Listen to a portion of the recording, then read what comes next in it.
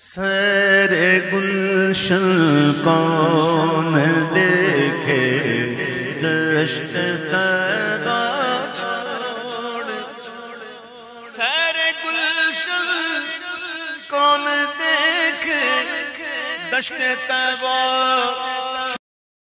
بسم اللہ الرحمن الرحیم، الصلاۃ والسلام علیک یا رسول اللہ، خیرکم من تعلم القرآن وعلمہ، اللہم بارک لنا فی رجب و شعبان وبلغنا رمضان۔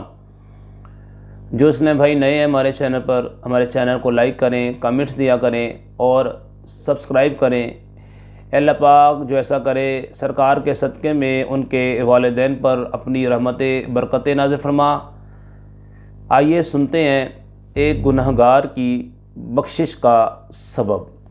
جی جناب، حضرت سیدنا موسیٰ کلیم اللہ علی نبینا علیہ الصلوۃ والسلام کی قوم میں ایک شخص بہت زیادہ گنہگار تھا۔ اس نے اپنی ساری زندگی اللہ تعالیٰ کی نافرمانیوں میں بسر کی، اللہ تعالیٰ کو سجدہ نہیں کیا، اللہ تعالیٰ کی نافرمانی کرتا رہا۔ جب وہ مر گیا تو بنی اسرائیل نے اسے یوں ہی بے گور و کفن گندگی کے ڈھیر پر ڈال دیا۔ اللہ تعالیٰ نے موسیٰ علیہ الصلوۃ والسلام کی طرف وحی بھیجی کہ ہمارا ایک دوست فوت ہو گیا ہے اور لوگوں نے اسے گندگی پر پھینک دیا ہے، تم اس کو اٹھاؤ اور عزت و احترام کے ساتھ اس کی تجہیز و تکفین کرو اور اس کا جنازہ پڑھا دو۔ یہ سن کر حضرت موسیٰ علیہ الصلوۃ والسلام اس جگہ پہنچے تو دیکھا وہ تو ایک گنہگار شخص تھا۔ آپ کو حیرت تو بہت ہوئی، لیکن اللہ تعالیٰ کے حکم کی تعمیل کرتے ہوئے آپ علیہ السلام نے نہایت عزت و اکرام کے ساتھ اس شخص کی تجہیز و تکفین کی اور نماز جنازہ پڑھا کر دفنا دیا۔ بعد میں آپ علیہ الصلوۃ والسلام نے اللہ تعالیٰ کی بارگاہ میں عرض کی، یا اللہ، یہ شخص تو بڑا مجرم خطا کار تھا، ایسے اعزاز کا حقدار کیسے ہو گیا؟ اللہ تعالیٰ نے فرمایا، موسیٰ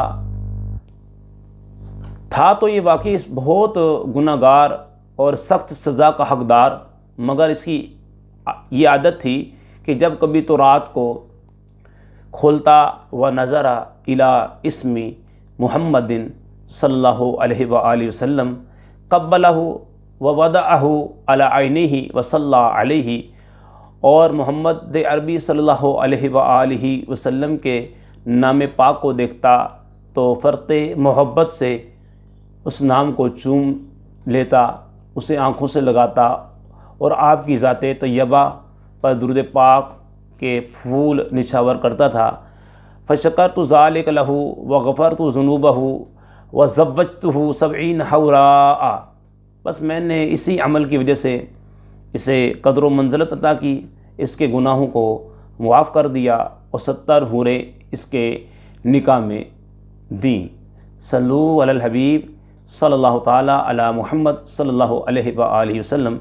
میٹھے میٹھے اسلام بھائیوں، دیکھا آپ نے کہ جو شخص انتہائی گناہ گار اور لوگوں کی نظروں میں حقیر تھا، اللہ تعالیٰ نے اپنے پیارے حبیب حضرت محمد مصطفیٰ صلی اللہ تعالیٰ علیہ وآلہ وسلم کے نامی اسم گرامی کی تعظیم و توقیر کرنے، اس کو چوم کر آنکھوں سے لگانے اور آپ کی ذات اقدس پر درود پاک پڑھنے کی برکت سے اس کے تمام گناہوں کو معاف فرما دیا، اور اس کا یہ عمل اللہ تعالیٰ کو اس قدر پسند آیا کہ اسے مقبول بارگاہ بنا لیا۔ ہمیں بھی چاہیے کہ جب بھی حضور پاک صلی اللہ تعالیٰ علیہ وآلہ وسلم کا مبارک نام پڑھیں یا سنیں تو تعظیم کی نیت سے انگوٹھے چوم کر آنکھوں سے لگائیں اور آپ کی ذات پاک پر درود پاک پڑھیں۔ انشاءاللہ اس کی برکت سے اللہ تعالیٰ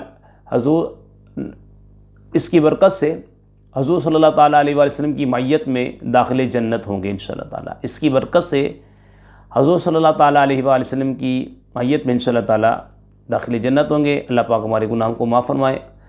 وما علینا